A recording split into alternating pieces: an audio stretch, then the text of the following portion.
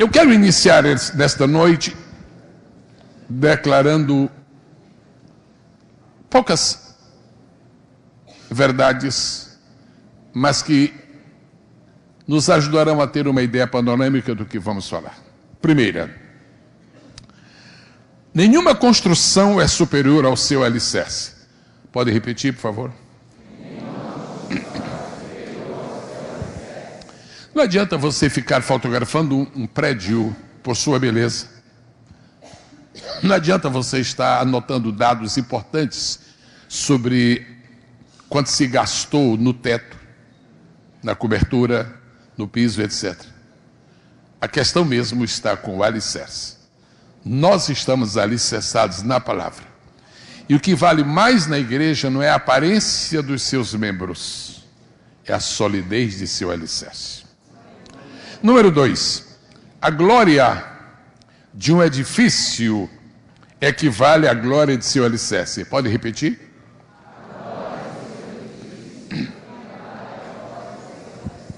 Se uma igreja não tem o alicerce de glória, ela própria não tem glória.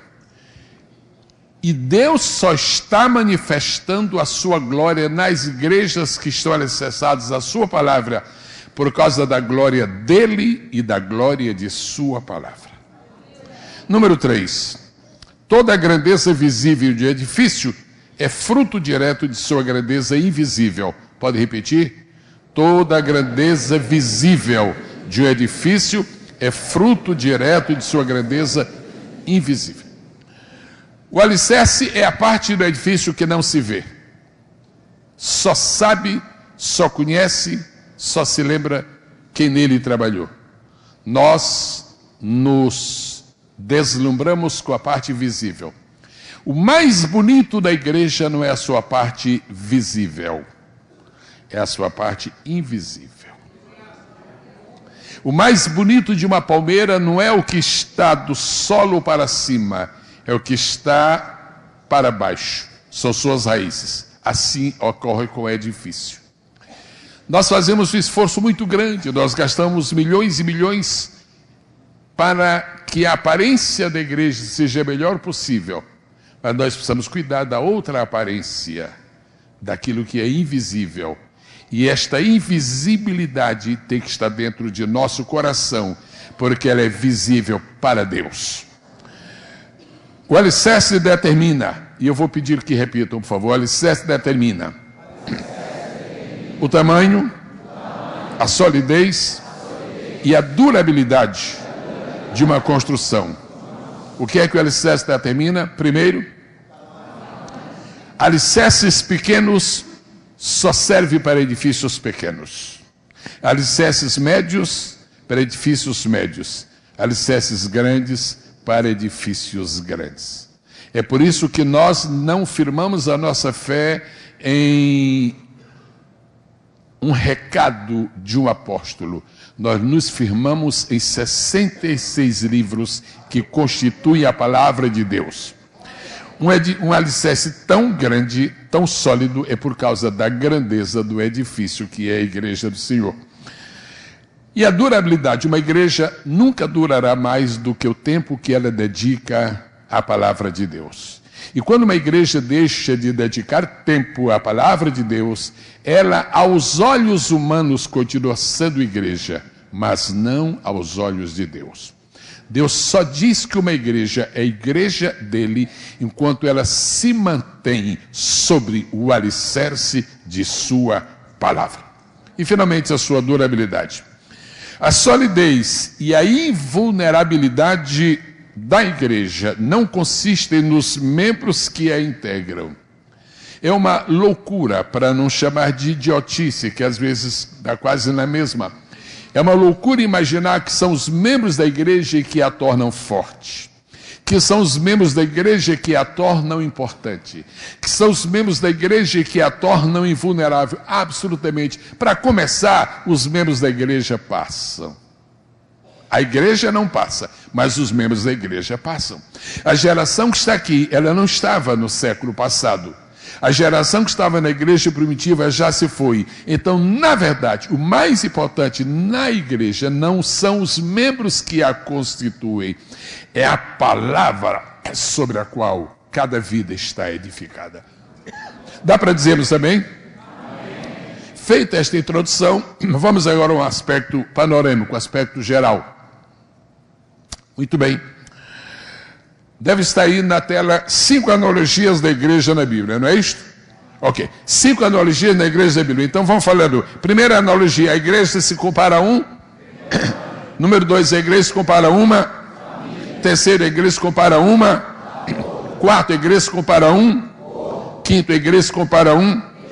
Aqui estão 5 vertentes para estudos bíblicos quase intermináveis. Profundos, longos, maravilhosos, úteis, proveitosos, proficientes. Muito bem. 5 analogias da igreja. A igreja é rebanho, o texto está aí. A Bíblia diz: apacentai o rebanho de Deus. A igreja é uma família, está aí, sois concidadão dos santos e da família de Deus. A igreja é uma lavoura, vós sois lavoura de Deus. Coríntios 3, a igreja é um corpo, ele é o corpo de Cristo. E finalmente o edifício. Bem, os 4 primeiros elementos de analogia não necessitam de alicerce. Rebanho não necessita de alicerce, necessita de pastor. Família não necessita de alicerce, necessita de um chefe, de um iniciante dessa família, de um processo de geração. Lavoura não depende de alicerce, depende de semeadura. Corpo não depende de alicerce, depende de alimentação. O assunto de amanhã pela manhã. Agora, edifício não.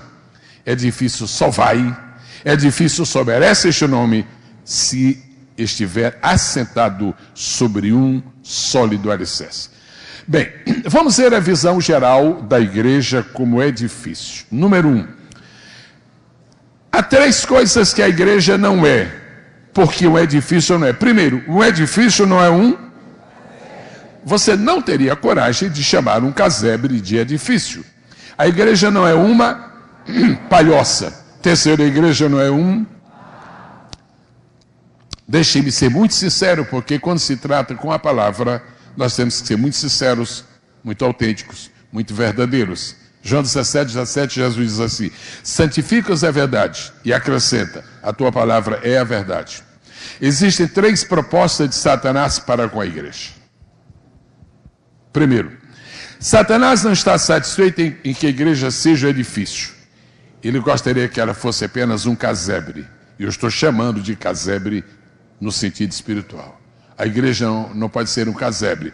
Mas você que está aqui esta noite já tomou conhecimento de pelo menos uma igreja por aí que não é um edifício, que é apenas um casebre. Não tem alicerce nenhum, não apresenta nenhuma solidez, não tem qualquer estabilidade e por isso não chega a ser edifício. Que a nossa igreja nunca chegue a ser um casebre, mas que ela seja sempre um edifício. Amém?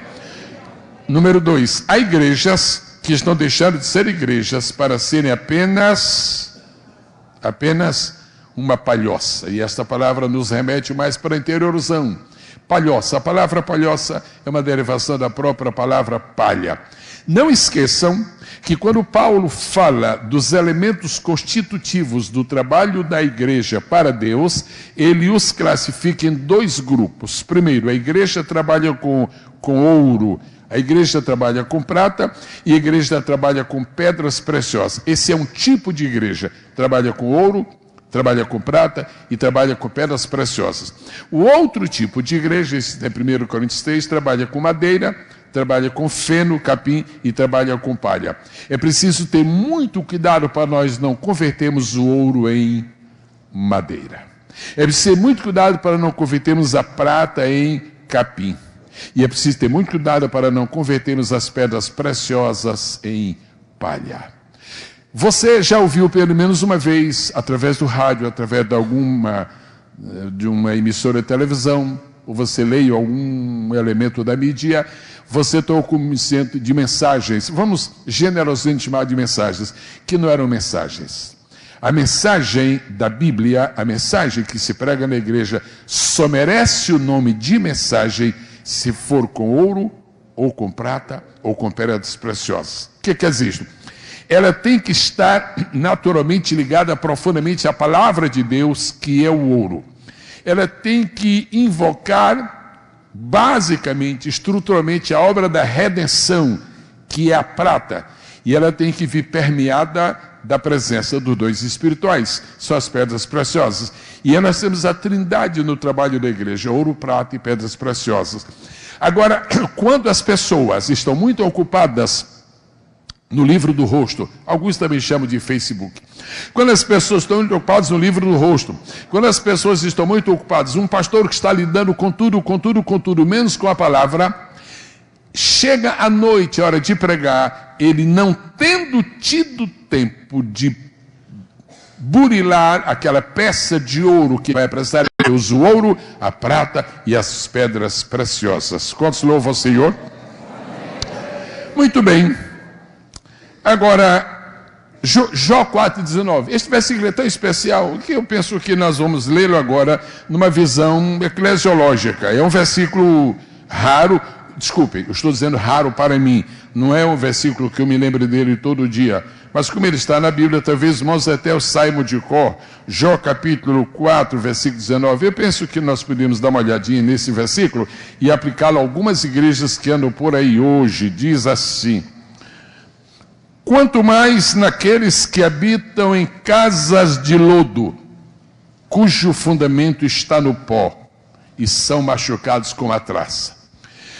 Conceda uma aplicação eclesiológica a este versículo, faça isto com muito temor e veja o perigo que está ocorrendo hoje em nossos dias. A igreja odiana está se defrontando com muitos perigos.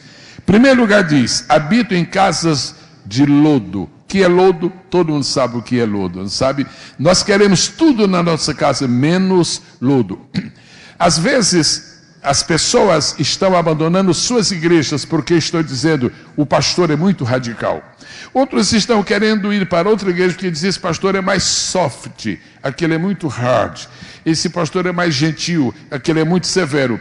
Só que existe um problema. Se alguém está desprezando o sólido, se alguém está desprezando o duro, se alguém está desprezando o severo, se alguém está desprezando o íntegro, sabe o que é que vai terminar? No lodo. E talvez seja muito triste confessar, mas eu penso que é necessário que se faça.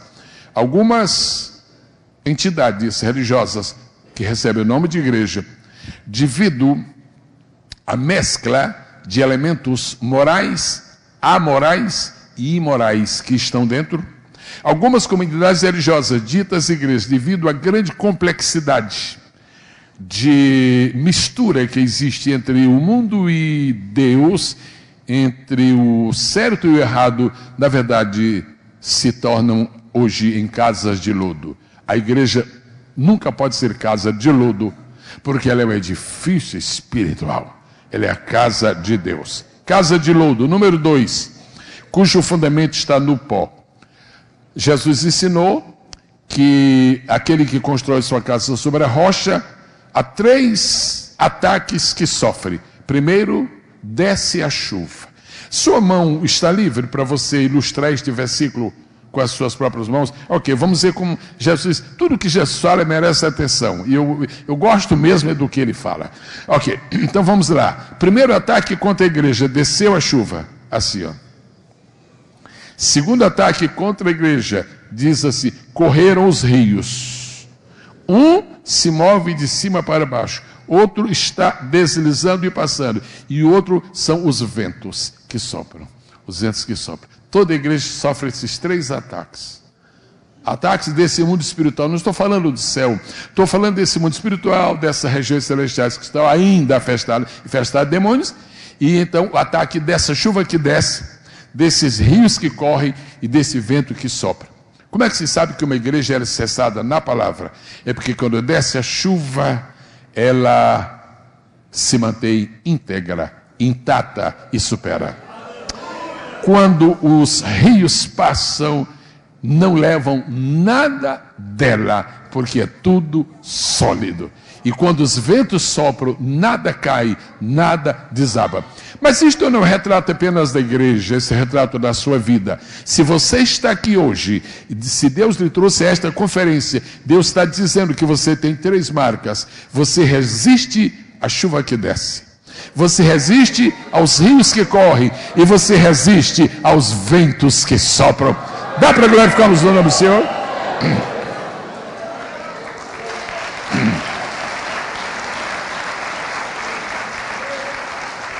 Vamos agora ao número 2. Bom, outro texto é Ezequiel 13, 14. Eu não sou tentado, eu sou inclinado, porque não existem tentações relacionadas com a Bíblia, né?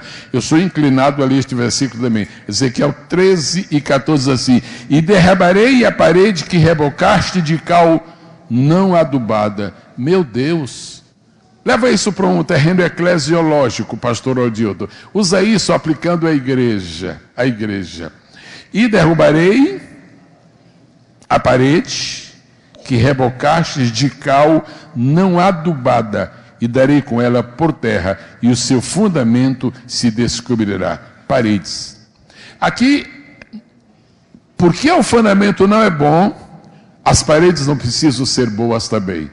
A razão por que esse cidadão que construiu essa casa pôs material de segunda qualidade, a razão por que a cal era dessa mais barata que existe aí, de terceira mão, é porque se o fundamento não é bom, para que gastar dinheiro nas paredes? Então está escrito aqui que vai cair. Bem, vamos para o número 2. Edifício não é uma simples casa. Eu tomo 2 versículos aqui por causa do sentido da aplicação espiritual que é imediata. Em João 16, Jesus está chamando a casa de Deus de casa de meu Pai. E depois Paulo faz uma aplicação universal e diz que nós somos o templo de Deus. Logo, nós somos a casa de Deus. Agora a pergunta é, você, como um crente em Cristo, eu não estou falando sua igreja, estou falando você como um crente em Cristo, você se sente um casebre, você se sente uma palhoça, você se sente um barraco, ou você se sente um edifício? É você que decide. Como é que crentes que vivem dizendo todo dia, eu não aguento, como é que você pode chamar isto de edifício? Imagina esses grandes filhos dizendo, eu não aguento. Se você está ouvindo isso, é alguma palhoça, é algum casebre. Não se comporte como palhoça, não se comporte como casebre, não se comporte como barraco, comporte-se como edifício.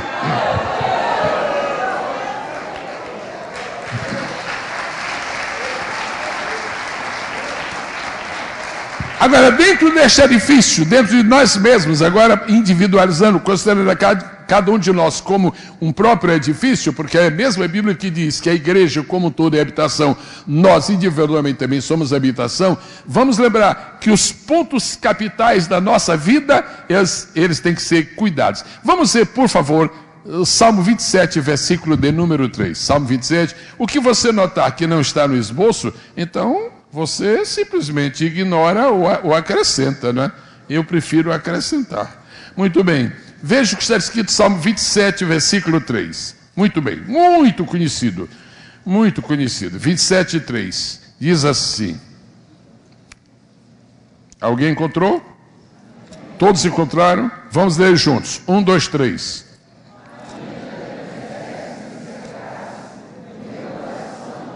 Pronto. Até aí. Só isto. Ainda que o exército me cercasse, o meu coração não temeria. Escute bem, vamos tentar que o nosso raciocínio seja simples como é, mas que seja sólido. Ainda que o exército me tentasse, o meu coração não temeria. Um momentinho.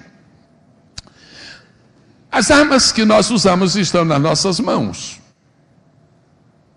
Mas aqui está falando que se o exército me cercar, quem não vai temer é o meu coração. O que quer dizer isto? O verdadeiro cristão que é alicerçado na palavra de Deus, ele tem um segredo. Ele não ganha as suas guerras, ele não alcança as suas vitórias no campo de batalha. Ele é vitorioso antes de ir para o campo de batalha, ou seja, ele já entra no campo de batalha com a sensação de vitória. Há crentes que na segunda-feira dizem: ó Deus, amanhã eu vou ter encontro com aquele juiz, eu já sei que vai ser um desastre. Irmão, nem vá, porque vai ser um desastre mesmo. Não vai não. Deus, amanhã eu vou receber resposta que era a minha proposta de emprego, mas eu sei que não vai dar certo. Não vai dar mesmo não, meu irmão, porque no seu coração você é derrotado. As nossas vitórias são conquistadas primeiro em nosso coração. Ainda que o exército me cercasse, meu coração não temeria. É no seu coração que você conquista primeiramente suas vitórias. A pergunta é que alguém poderia fazer: pastor, relaciona isto com alicerçados na palavra. Eu estou aqui para isto, meu irmão. Salmo 119, versículo 11. Escolhi a tua palavra. Escolhi a tua palavra. Sabe quais são os crentes mais fáceis de serem derrotados? Aqueles que não conhecem quase nada de versículos da Bíblia. Sabe quais são os crentes mais vulneráveis que existem na igreja? São aqueles que não conseguem memorizar nem João 11:35. Jesus chorou. Eu não estou sugerindo que você seja um Silas Malafaia, porque só há um. Não adianta citar aí 15, 16. Uma vez eu ouvi citar 17 vezes. Eu saí tão envergonhado comigo mesmo daquela reunião. Isso não é possível. Eu não falo mais aqui. 17 versículos ele citou. Eu não estou sugerindo que você decore todos os versículos, mas estou sugerindo que você melhore o seu arsenal. Eu estou sugerindo que cada dia você ponha alguma arma boa ali. Ora, se o meu coração está cheio da palavra de Deus, eu vou ganhar as minhas vitórias antes de ir para o campo de batalha por causa de mim mesmo? Não. Por causa das batalhas? Não. Por causa da palavra. Porque eu estou alicerçado na palavra. Os irmãos de Davi disseram: o que você quer, menino? Ele disse: eu vou enfrentar esse circunciso. Deixa de ser bobo. Que isso, guri? Que isso? Você não... Davi disse: não, eu vou enfrentar. Por que você vai enfrentar? Porque eu vou vencer. Foi apenas um detalhe aquela lança, aquela funda. Aquela pedra foi só um detalhe. Quando Davi deu os primeiros passos ao gigante, ele já havia ganho a guerra. Ele já era um vencedor. Ele já estava como herói. A consequência de você ter a palavra de seu coração é que você não precisa jamais de um estresse na sua alma, porque você pode dizer o que diz a palavra de Deus, tanto no Antigo como no Novo. Eu sei em quem tenho crido, e estou bem certo que Ele é poderoso. Quantos podem esta noite glorificar o nome precioso do Senhor? Vamos para o número 3. Edifício é uma construção sólida, e seu alicerce permite suportar. Agora vamos ver, por que nós temos que ser alicerçados na palavra? Por causa de 4 elementos de um edifício. Casa não precisa disso, mas edifício. Primeiro, o peso. Podem falar forte. Primeiro. Outra vez. Primeiro. Segundo. Terceiro. Quarto. O que eu vou dizer agora talvez seja um pouco chocante. O que eu vou dizer agora. Mas eu falo, Jesus, eu falo. Se tu não tivesse exposto isso no meu coração, não ia falar, mas tu falaste, vou falar. Há líderes que nunca receberão rebanhos grandes, simplesmente porque o seu conhecimento da palavra é demasiado pequeno.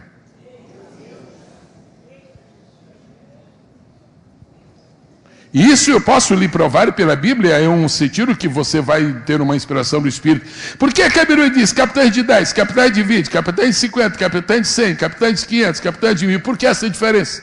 Porque alguma coisa secreta, alguma coisa interior, alguma coisa desconhecida para nós, que faz com que as pessoas sejam capazes, diante de Deus, de capitanear, de gerir, de monitorar maiores ou menores rebanhos. E aqui nós estamos vendo que o alicerce tem que ser proporcional ao peso. ao peso. O que o outro santuário lá no Norbicário, o que o santuário exigia era um tipo de alicerce. Aqui é superior àquele. Agora tem um outro aí que é superior. E quando vier o próximo, porque há de vir, porque há de vir, porque há de vir, porque lá em cima já está feito. É só esperar o tempo de acontecer aqui embaixo. Aí vai requerer um alicerce muito maior. Se o senhor sente chamar Deus para o ministério, preocupe-se em se alicerçar na palavra, porque Deus não lhe confiará o rebanho que você não possa alimentar com o conteúdo da palavra que estiver na sua mente, no seu coração e no seu entendimento. Quantos entenderam e podem dizer aleluia? O alicerce tem que ver, tem que suportar. Número 1, o peso, outra vez o peso. Número 2, o tamanho. Número 3, o nivelamento. E a soma de peso, mais tamanho, mais nivelamento é solidez. É impossível que uma pessoa esteja aqui. Quem se está olhando para o outro lado? Estou achando, será que você nos aguenta? Há quanto tempo este edifício existe aqui, irmãos? Há quanto tempo está aqui? Mas é edifício que você vai e você fica olhando, será? Porque você não tem uma ideia. Deus quer acrescentar muita gente ao seu rebanho. Mas essa gente que vai vir para fazer parte do rebanho de Deus precisa encontrar um alicerce capaz de o suportar. Amém, amados? Vamos adiante. Número 4. A igreja é edifício de natureza espiritual. Mateus 16, 18. Jesus disse: eu edificarei minha igreja. A Bíblia é o livro dos 3 lugares: céu, terra e inferno. A Bíblia não fala. Uma palavra sobre Vênus, que coisa. Irmão, isso é manual de astronomia. A Bíblia não. Eu procurei, a Bíblia não vi nada sobre o cometa de Halley. Não, vai lá no Wikipedia. Olha, não tem nada aqui, nada sobre Plutão. Não, a Bíblia é para falar de 3 lugares: céu, terra e inferno. Se Jesus tivesse, quando ele prometeu edificar a igreja, se Jesus tivesse dito que os impérios do mundo não prevaleceriam contra ela, a igreja seria apenas humana. A igreja seria apenas terrenal, porque Jesus estaria em nível sua igreja às forças humanas. Mas quando Jesus disse edificar a minha igreja, ele se elevou a um nível tão alto, que ele disse: a guerra eu vou explicar para vocês. Não é contra a terra, ou não é da terra contra ela, é contra o inferno. Agora fiquem tranquilos, as portas do inferno não há de prevalecer contra ela. Isso nos dá o caráter espiritual da igreja. Número 5. A igreja é um edifício de natureza eterna. Em 1 João 2,17, ele diz que aquele que faz a vontade de Deus vive até 100 anos. Amém? Amém. Os que disseram amém, leia aí na Bíblia para mim, por favor. Os que disseram amém, leiam aí na Bíblia para mim, por favor. Mas aquele que faz vontade de Deus permanece para sempre. Este versículo fala da eternidade da igreja. Vamos para o número 3. O alicerce, também chamado de fundamento, é a parte mais importante do edifício. A conferência pode repetir este enunciado, por favor?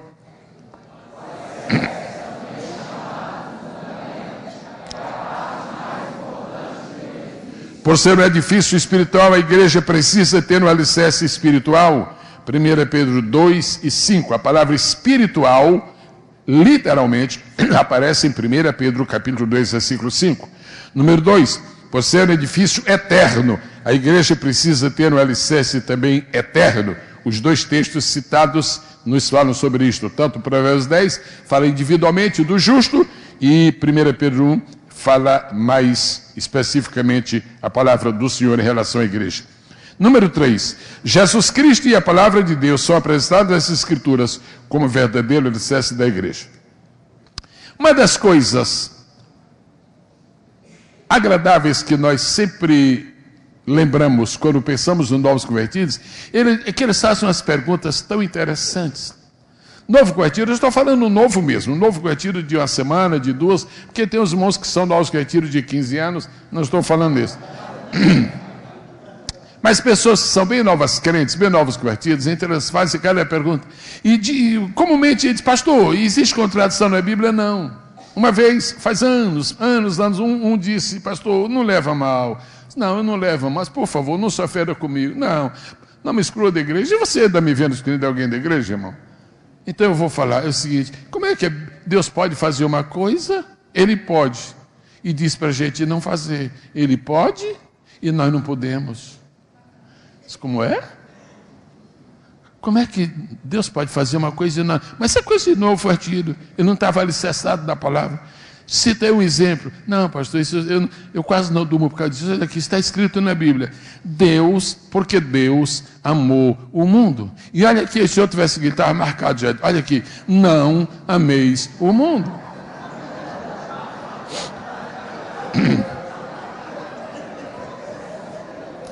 Ó, pastor, quer dizer que Deus pode. E nós não podemos. Eu não preciso dizer a resposta, porque você sabe a resposta sobre isso, né? Todos sabem exatamente a verdade sobre isso, amém? Então não precisa falar, se todos sabem, não precisa falar. Por que a Bíblia diz que Deus amou? E por que a Bíblia diz não ameis o mundo? Só para recordar, o mundo que Deus amou é um, e o que nós não devemos amar é outro. Ok. Deus amou o mundo, esse que Deus amou, a gente também deve amar. E desejar evangelizá-lo. Aquele que nós não podemos amar, muito menos Deus ama. Muito bem. Vamos lá. A outra pergunta que o novo convertido poderia fazer, eu não estou entendendo. Eu vou para essa conferência, mas eu não estou entendendo isso. O fundamento da igreja é Jesus ou é a palavra? Porque nesse versículo aqui eu entendi que é Jesus. Mas pastor, dá uma olhada nesse. É a palavra. Ai meu Deus, por favor, me acuda. É Jesus, é a palavra. Sabe que depois de vários anos de fé, dependendo do lugar em que a pessoa congrega, dependendo do líder que possui, dependendo da solidez de conhecimento da palavra, a pessoa pode, depois de anos de fé, ainda estar embaraçado com questões tão mínimas quanto essa. Quem foi que lhe disse que há diferença entre Jesus e a palavra de Deus? Quem foi que lhe disse que quando a Bíblia fala em Jesus, ele exclui a palavra? E quem foi que lhe disse que quando a Bíblia fala em palavra de Deus, ela exclui Jesus? Em Apocalipse, capítulo 19, versículo 13, falando de Jesus, está escrito assim: Jesus desce do céu, há uma inscrição na sua coxa, na qual se lê Rei dos Reis, Senhor dos Senhores, e o nome pelo qual se chama, não é na terra, porque ninguém chama Jesus por esse nome, não é no inferno, que ninguém no inferno quer nem saber dele. Então onde é? Só pode ser no céu. E o nome pelo qual se chama é Palavra de Deus. Enquanto nós não compreendermos que há uma associação, enquanto nós não compreendemos que a palavra de Deus e Jesus são inseparáveis, nós não podemos, na verdade, estar diante de um fundamento sólido dentro de nosso próprio coração. Responda-me sim ou não. Jesus cura? A palavra cura. Jesus é eterno? A palavra é eterna. Jesus é puro? A palavra é pura. Jesus é a verdade? A palavra é verdade. Jesus é santo? A palavra é santa. Qual é a diferença? Só existe uma diferença. É que Jesus é a palavra viva e a Bíblia é a palavra escrita.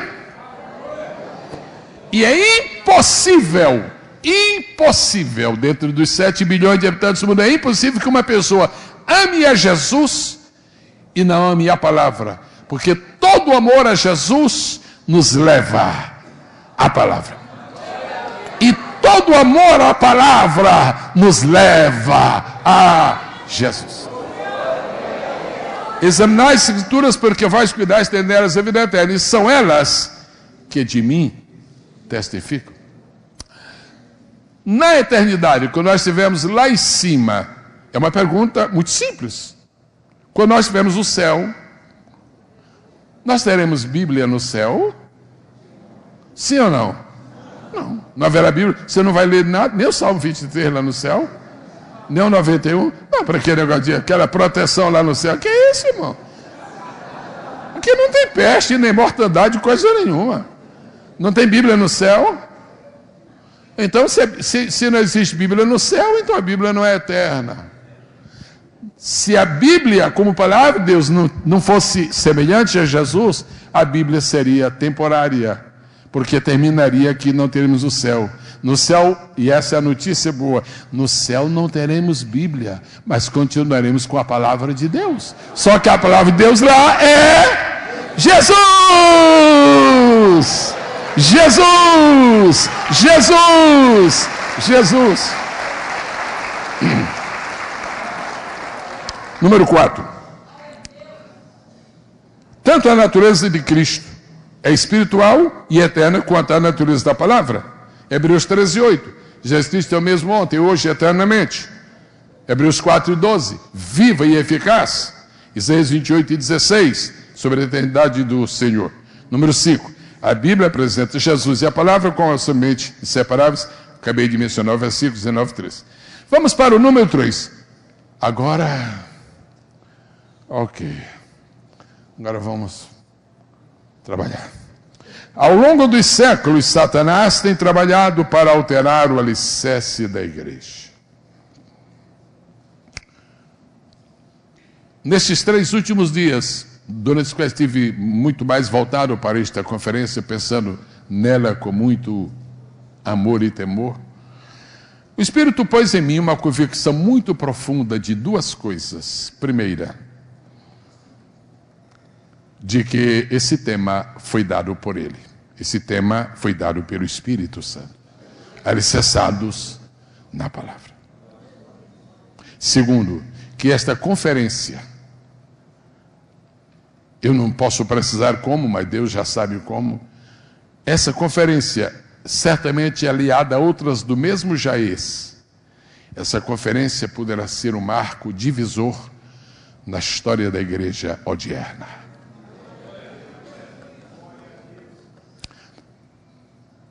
Como eu já estou na igreja há algumas décadas, eu tenho visto algumas mudanças na igreja.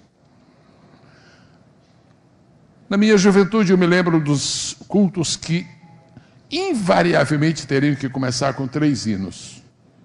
3. Não importa a circunstância, mesmo que um fosse o 380 da harpa, mas tinha que cantar 3. Era um ritual, era uma tradição. Era quase uma lei. Depois isto mudou. O inário oficial já não... Continuou sendo inário, mas não oficial. Nós entramos numa época em que na minha juventude, eu digo isso com muito temor diante de Deus. Sou filho de pastor, fui criado na casa de Deus.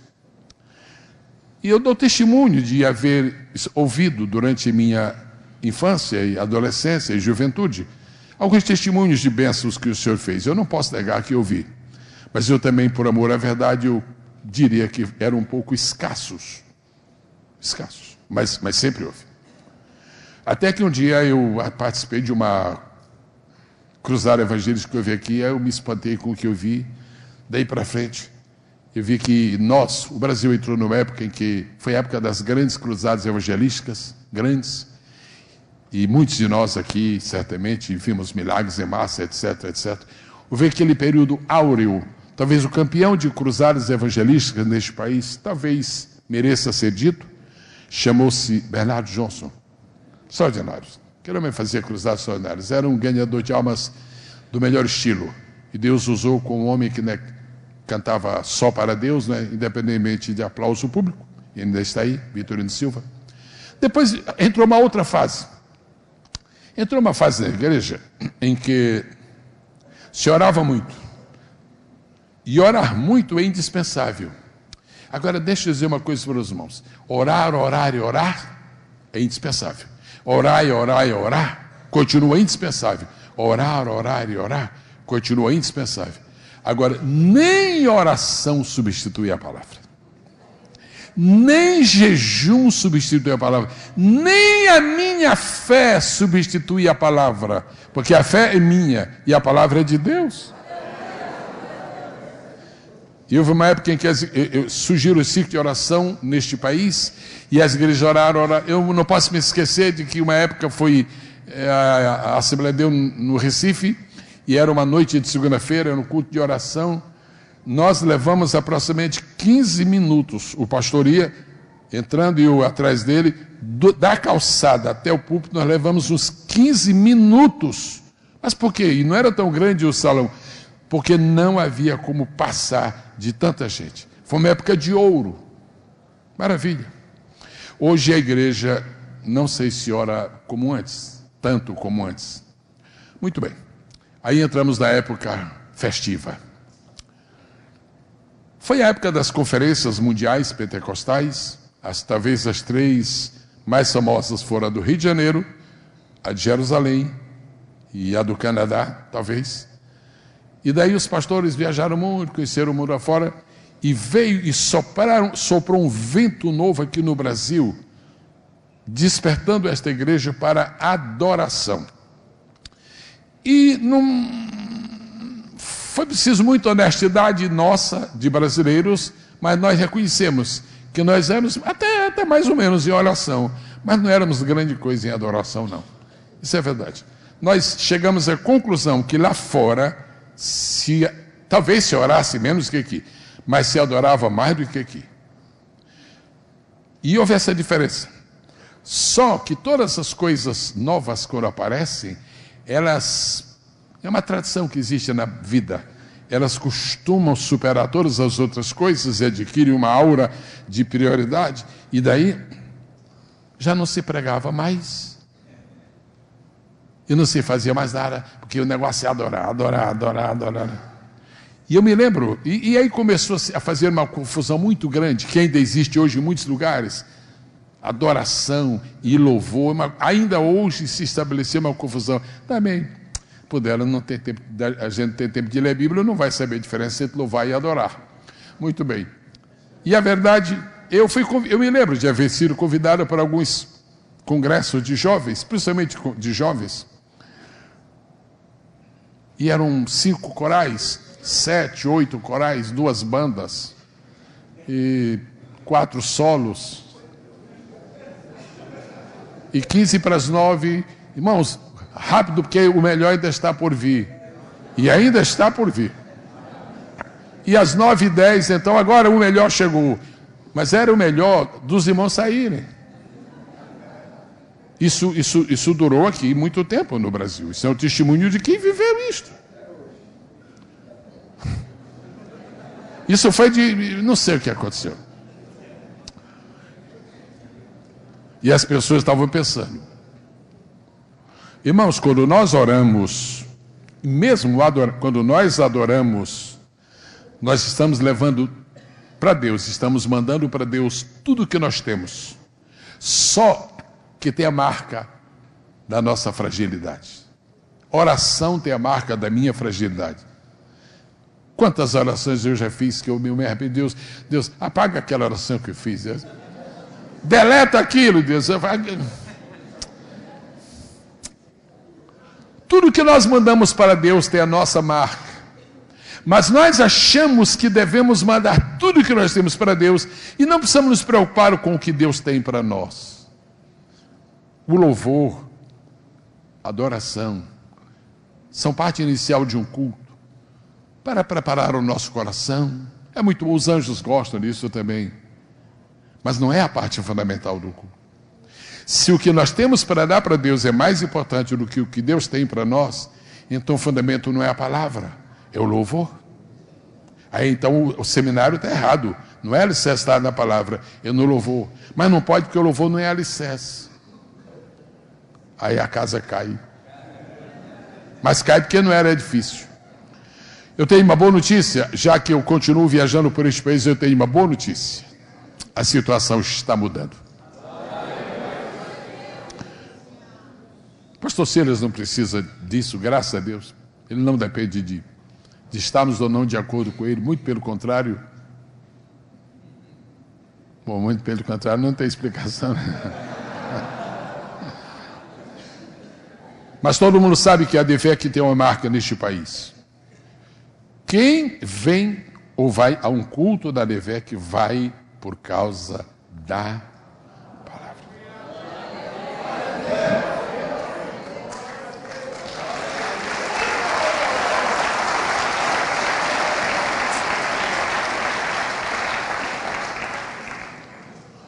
Eu não creio que quando Jesus voltar, a igreja estará tendo mais louvor do que palavra. Eu creio que a igreja estará tendo mais palavra do que louvor. Porque o que está preparando a igreja para o arrebatamento não é o nosso louvor. É a palavra dele. Quando Jesus multiplicou os pães e os peixes. Quantos pães? Quantos pães? Na primeira multiplicação, quantos pães? Quantos peixes? É só isso. O pão, espiritualmente, o pão desce do céu. Jesus diz, eu sou o pão que desceu do céu. O pão desce do céu e o peixe sobe da água. O que sobe da água, que é o peixe, é o nosso louvor. O que desce do céu, onde está o pão, é a palavra. Toda vez que nós alteramos esse quórum, esse score, nós estamos alterando o que está escrito na Bíblia. Devia ser aí, 2 devia ser essa base. 5-2. 5 pães e 2 peixes. Para cada 5 horas de pregação, bastam 2 de louvor. E outra coisa, peixe tem espinha, pão não tem. Peixe tem espinha, pão não tem. Que seria impossível que Deus desse para nós do céu uma coisa. E por que o peixe tem espinha? Porque o peixe é de baixo. Aqui embaixo tem espinha. Às vezes tem mais espinha do que carne, dependendo do peixe. Vamos lá.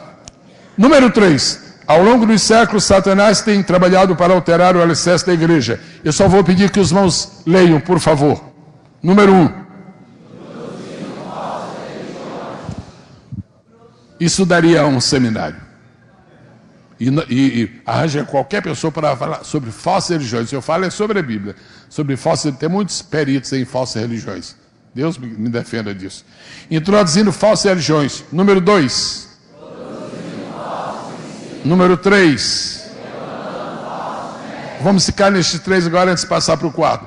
3 estratégias satânicas para desestabilizar a igreja contra o seu alicerce.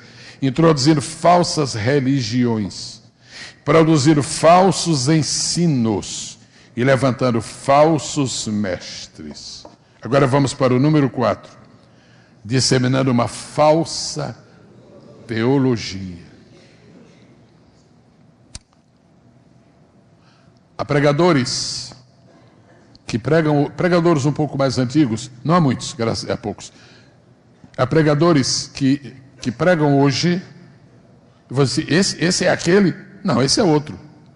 Porque naquele tempo ele pregava isso, agora ele pregava outra coisa.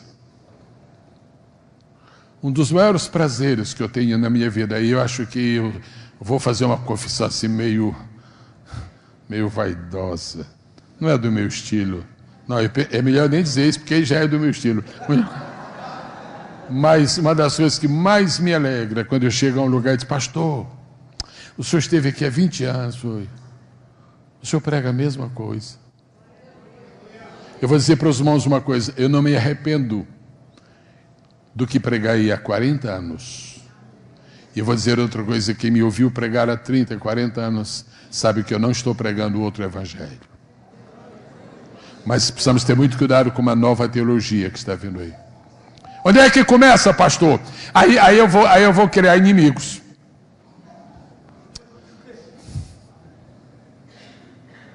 Fala? Aí eu vou criar inimigos. Sabe onde começam as novas teologias? Nos nossos púlpitos.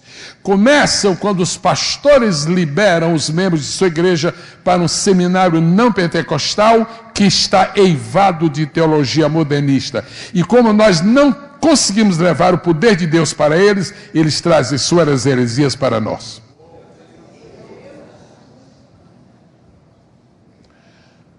São pessoas simples que acreditavam no falar em línguas, porque falavam também, que davam na profecia, mas porque seus professores do Espírito Santo de pneumatologia eram professores incrédulos, pelo menos incrédulos nessa área, eles agora estão convidando o pastor, eu quero um debate com o senhor.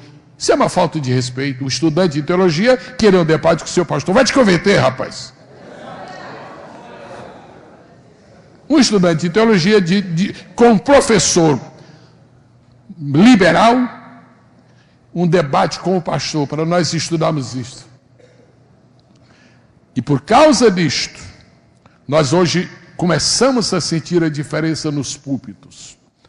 As mensagens onde existe a revelação de Deus na palavra e as mensagens onde existe a especulação humana.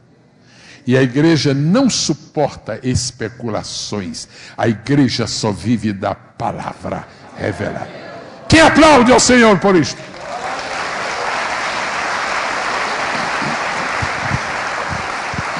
Bom, antes que eu termine, eu estou me preparando, porque eu tenho um negócio pesado para falar, mas eu estou me preparando. Como tudo até agora foi tudo leve, eu estou me preparando, mas eu vou entrar no forte, qualquer hora dessa. Vamos ver o número 5 agora vai pegar fogo. Número 5, é melhor os irmãos lerem. 5. Repita, por favor. Só mais uma vez. Nós estamos gradualmente vendo que a igreja do Senhor está sendo invadida pelos costumes das nações. 15 anos atrás, 15, nos Estados Unidos, um pastor me convidou para dar uma palavra a líderes daquela igreja. Eu fui. Convidou? Eu fui. Eu disse, eu quero a tua palavra. Deus deu a palavra. Se o senhor soubesse que o senhor me desse essa palavra, eu acho que eu nem teria pedido. Mas ele me deu a palavra e eu falei, meus irmãos, eu vou dizer para os irmãos o que foi que Deus me mostrou. A Assembleia de Deus, nos primeiros anos deste país, era uma igreja odiada por todos. Eu alcancei alguns anos em que esta igreja era desprezada. Muita gente nunca ouviu falar nisso, mas diziam no princípio da igreja, diziam que subiam animais nas paredes. E até diziam os animais quais eram. Hein? Era no Piauí, era bode. Dependendo do lugar, em outros lugares era outro animal.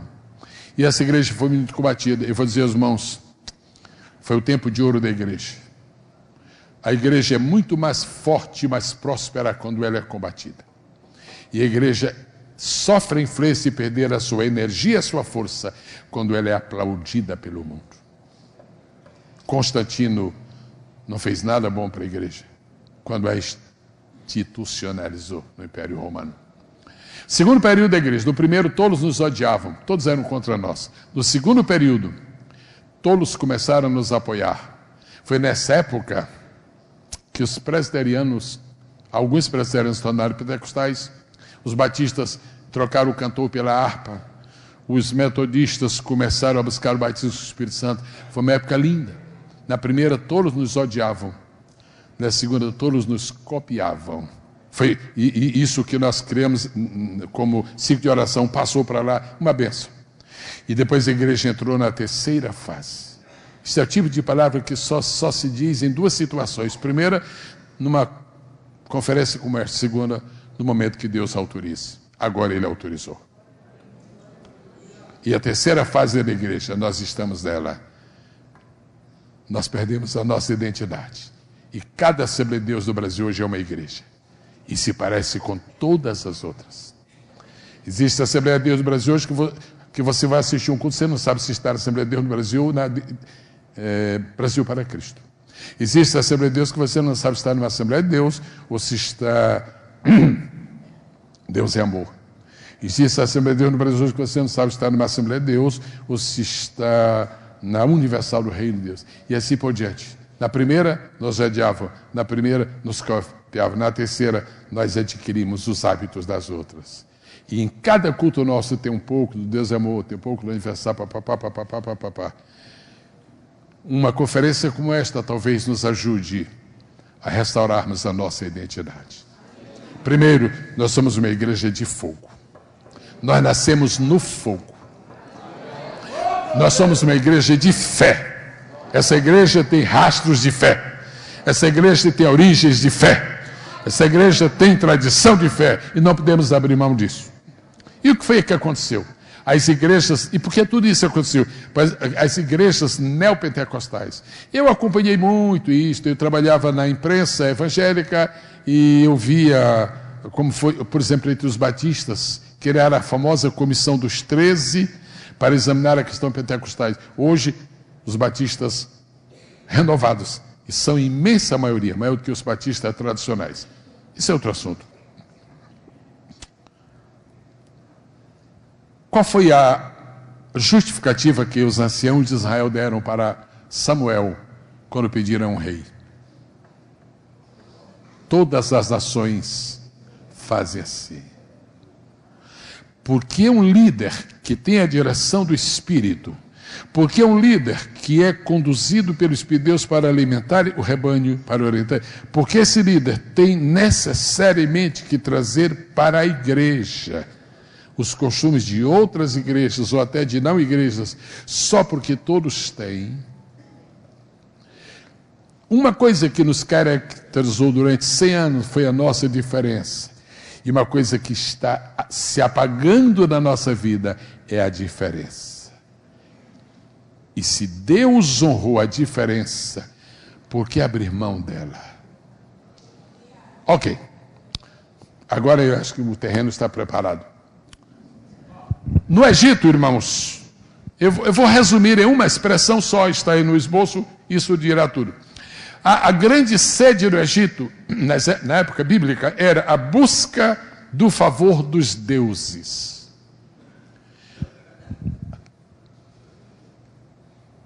Cada egípcio era ensinado a respeitar os deuses, a adorar os deuses e a buscar o seu favor. Quando Deus tira Moisés do Egito e leva para Madiã e deixa-o 40 anos, ele precisou de 40 anos para arrancar da sua cabeça, para erradicar de sua mente esses conceitos do favor dos deuses. Devagarzinho na igreja, essa ideia egípcia do favor dos deuses, ela entra. Faça um voto a Deus para que Ele lhe dê isto. Isso é querer o favor dos deuses. É negociar com Deus. É manipular com a divindade. É barganhar com o eterno. Qual é a base bíblica que nós temos para isso? Egito. Mas não é só o Egito. O que está escrito aí? Esparta, China. Qual era a tradição teológica da China? A China preservou absolutamente as suas tradições. Durante 800 anos, na cultura chinesa, era absolutamente proibido trazer qualquer coisa nova, porque tinha que preservar as tradições. Daí, nós rejeitamos isso do Egito e agora estamos chupando o dedo com a China, porque a China passou 800 anos sem mudar as suas tradições, seus costumes.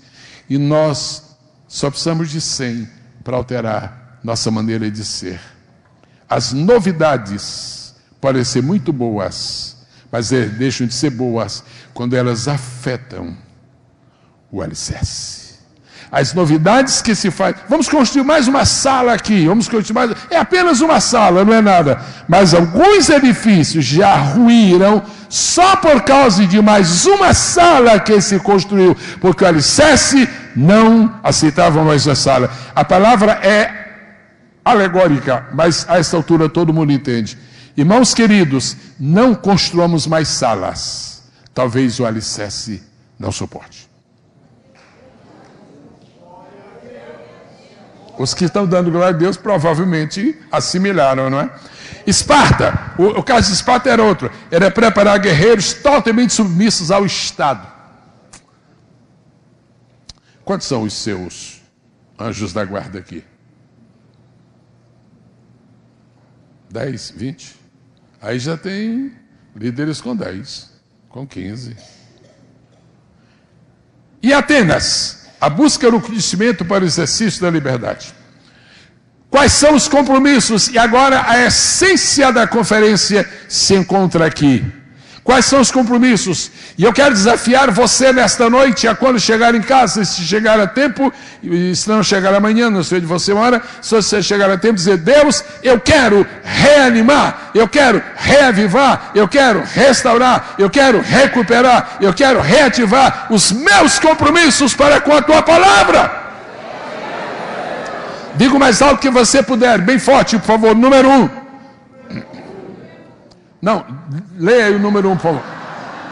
Leia o número 1, por favor. Diga aí o que está escrito. Número 1. Outra vez. Pastor Silas Malafaia, o senhor saberia tantos versículos da Bíblia de cor se não houvesse lido a Bíblia? Hoje nossa carência de Bíblia é escandalosa. Hoje você abre a Bíblia em determinados lugares. Eu viajo muito. Vamos ler no livro do profeta Oséias. É um Deus nos acuda.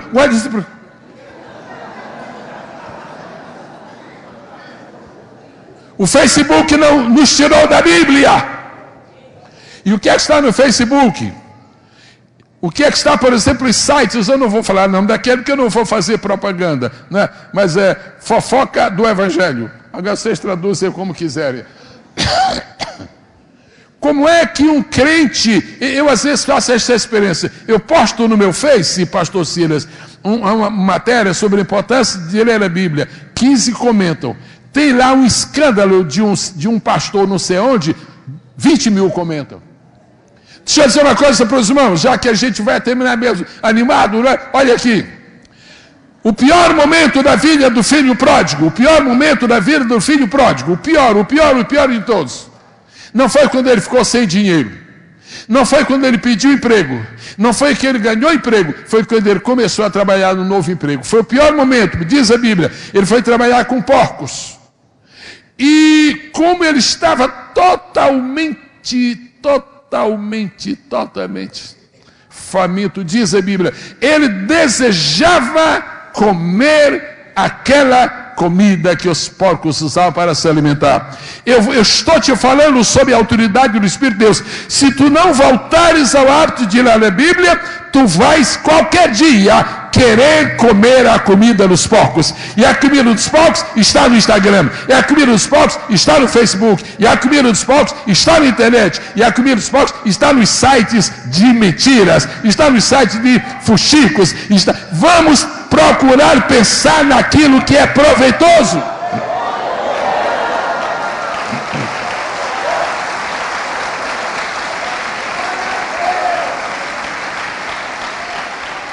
Como é que você, pastor, eu não estou de acordo com esse negócio, olha que porcaria que mandaram aquilo, eu só fiz compartilhar, mas eu não quero nada com isso. Você compartilhou, e a Bíblia diz que os que compartilham das más obras são também responsáveis por elas. Faça o voto a Deus que você não vai mais compartilhar notícia mentirosa, notícia falsa.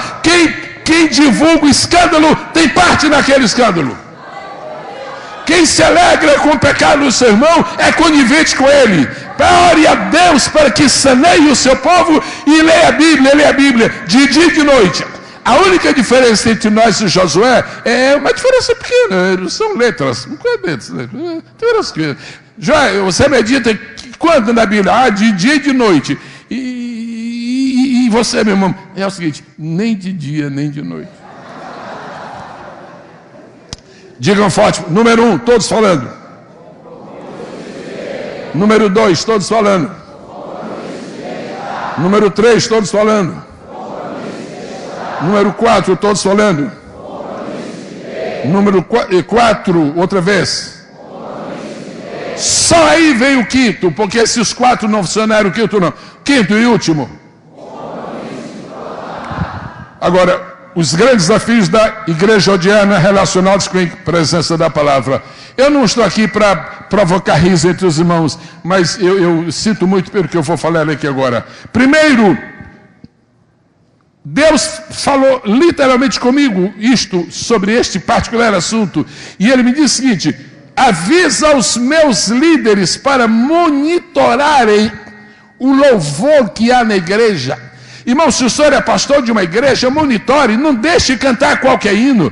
E se cantar um hino que não é hino, diga, não canta mais. Se o irmão não quer se dispor com um cantor, deixa para lá. Mas se volta e diz, irmão, canta qualquer hino, mas não canta aquele. Nós estamos cantando hinos heréticos, estamos cantando com uma escatologia completamente distorcida, estamos cantando tanta coisa. A semana passada eu vi, aquele é demais também. Jesus, como é que é? Eu acho que eu escrevi aqui, porque eu nem me lembro dessas coisas. Ok.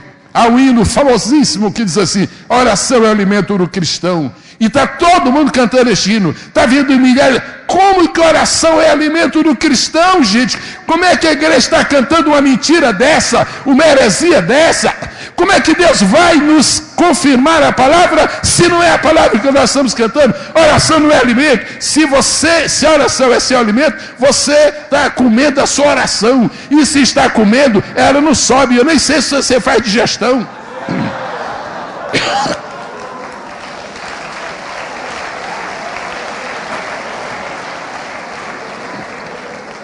Eu vivo nos Estados Unidos. E há uma coisa que eu vou dizer aos irmãos. Não morro de amores nem por lá. E também não morro de pavores por aqui. Agora é o seguinte. Há uma coisa impressionante. A minha esposa gosta de ouvir. Tem uma coisa chamada Pandora. E ela põe lá nos hinos. Mas são os hinos tão bonitos. E uma coisa que me impressiona. Os americanos, os cantores mais famosos da América. Sabe o que eles mais gostam de cantar? Os hinos conhecidos. Cantores famosíssimos da América cantando, mas esse hino todo mundo canta.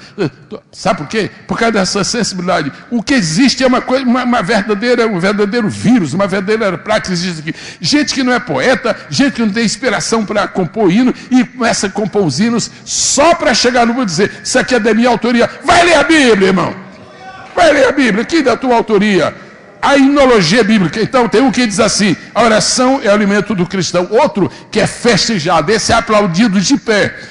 Nós descansando no colo de Deus. Isso é falta de respeito para com Deus. Isso é uma falta de respeito para com Deus. Os seres mais espirituais que existem no universo, nossos conhecidos, são os serafins. São tão gloriosos que nem vêm à terra. Não estou falando de anjo, estou falando de serafim.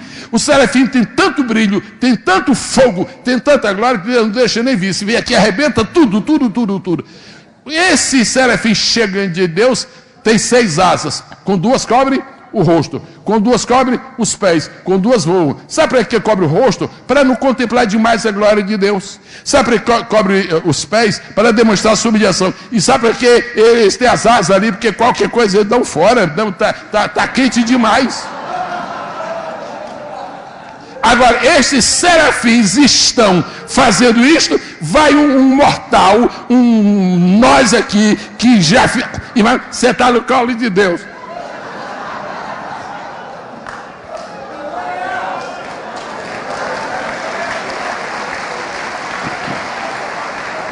Irmão, e nós aplaudimos esses cantores estão aí. E um deles disse assim, irmãos, o meu público maior na Assembleia de Deus. Como que ele diz assim? Esses trouxa é ele que está com heresia.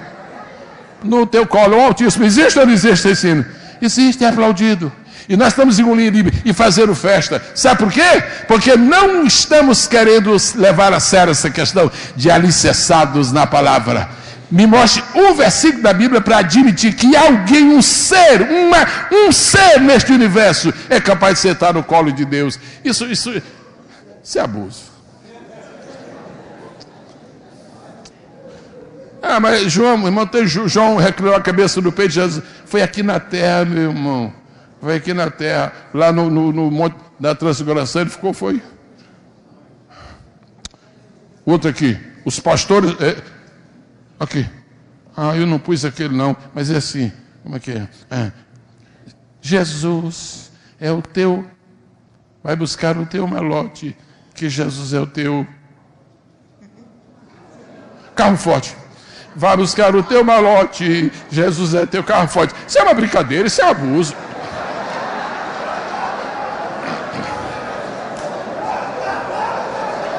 Não ouviram isso? Está aí, está circulando aí. E dá uma olhada lá, tem milhares de visualizações, os trouxas estão visualizando. Vai buscar o teu malote, Jesus é teu carro forte. Irmão, a igreja tem que ser mais séria. Nós temos que levar mais a sério a palavra de Deus. Nós estamos a desgastar a palavra. Isso é anarquia. Isto é descer aquilo que é alto. Isto é diminuir aquilo que é grande. Isso é tirar o brilho daquilo que é sol. Isso é transformar em noite aquilo que é dia. Isso é fazer escassez daquilo que é chuva. Vamos glorificar, portanto, o nome do Senhor Jesus.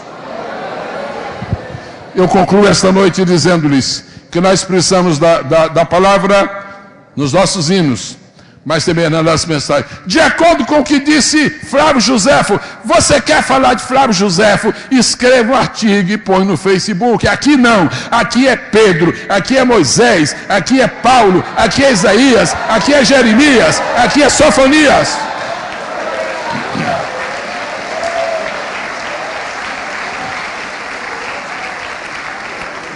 Você não conhece uma pessoa que tenha sido salvo por uma palavra de quem? Como é o nome dele?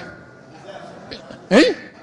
Esse. Você não conhece uma pessoa que tenha sido salvo por uma palavra de Flávio Joséfo. Eu sei lá se aquilo tudo que ele escreveu é verdade. E estão trazendo Flávio Joséfo. E porque trouxeram Flávio Joséfo e nós não reagimos, agora estão trazendo os apetrechos do judaísmo. Tem igreja que você entra, não sabe se é igreja evangélica ou se é uma sinagoga judaica. Alicerçados na palavra, esta conferência está vindo na hora.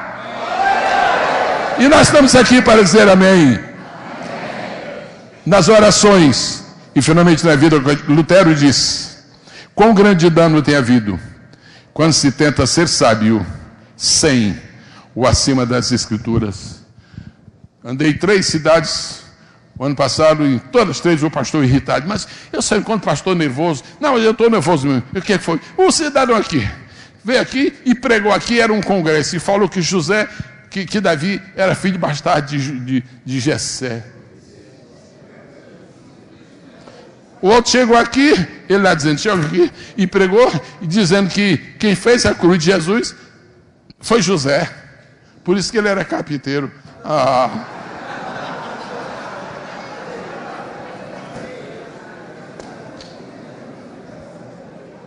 Vamos estar de pé no nome do Senhor Jesus, amados. Vamos estar de pé, por favor.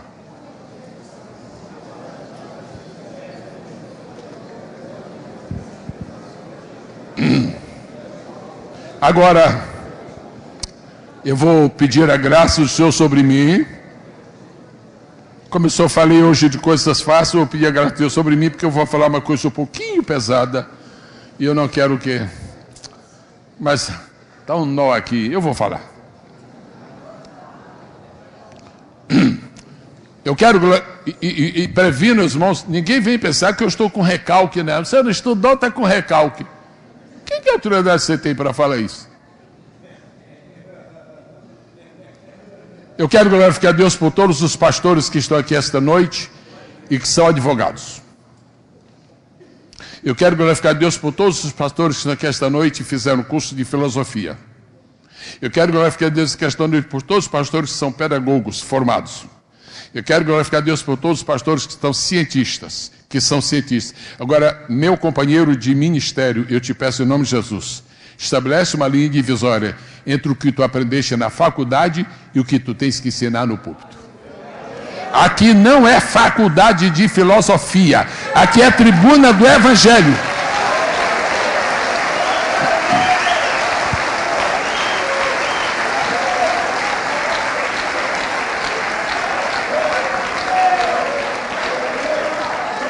Continue estudando, põe teu filho para estudar. Agora estabelece a separação. Senão, Deus vai fazer contigo como fez com Moisés. Mandou 40 anos. O que Moisés passou 40 anos lá, meu Deus? Desaprendendo para poder aprender. A Bíblia diz que ele era instruído em quantas ciências? Em todas as ciências do Egito. E nós temos um costume terrível. Tudo que o mundo apresenta de novo, a gente traz para cá. Tudo aquilo. Como é o nome daquele negócio? Coach. Como é que é? Agora, escola bíblica para falar sobre coach. Agora, escola bíblica para falar sobre empreendedorismo. Irmãos, são os modismos da sociedade. Vai para o sermão de Pedro e vê. Pedro disse assim: isto é aquilo. Bem-aventurados pastores que podem, nestes tempos difíceis, chegar à tribuna e dizer: meus irmãos, isto é aquilo. Isso que está aqui é aquilo que está na palavra. E a razão por que Jesus honrou tanto a Pedro dia de Pentecostes é porque Pedro sabia basear o seu sermão na palavra. Os primeiros sermões da igreja são sermões cristocêntricos e bibliocêntricos. Sermão de Pedro, Bíblia. Tira os versículos da Bíblia do sermão de Pedro, só bom dia, até logo. Acabou-se. Tira as citações bíblicas do sermão de Estevão, só restam duas palavras: varões e irmãos. Acabou. Resta, o Deus da glória já está na Bíblia. E nós hoje queremos impressionar. Nós estamos nos livrar do demônio do impressionismo. Nós estamos nos livrar desse vírus maldito de fazer com que as pessoas nos admirem pelo que nós falamos. Nós não precisamos de pessoas que nos aplaudam. Nós precisamos de pessoas que se quebrantem.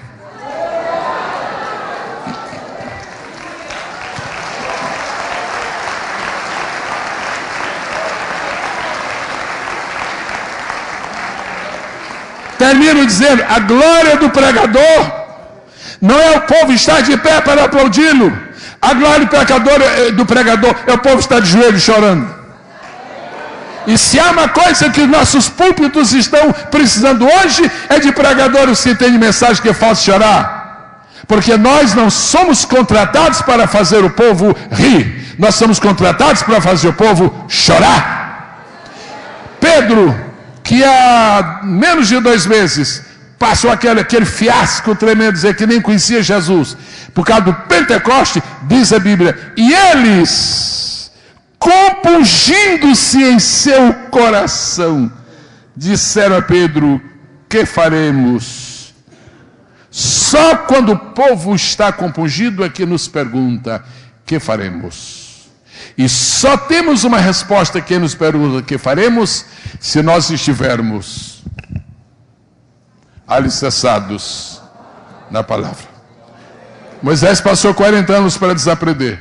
Paulo não precisou tanto. Paulo desaprendia mais rápido. Passou só 3.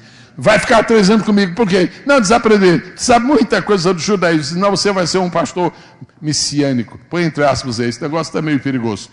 E Paulo desaprendeu por 3 anos e depois foi quem foi. Que decisão nós tomamos esta noite? Continuar na rocha? Ou vamos pôr areia no nosso alicerce? Vamos continuar na rocha? Ou vamos pôr areia no nosso alicerce? O Senhor te guarde, pastor Silas. Quantos sejam os anos da tua vida, nunca mudes de ideia. Quem faz uma conferência alicerçados na palavra é porque não deseja alicerces de areia.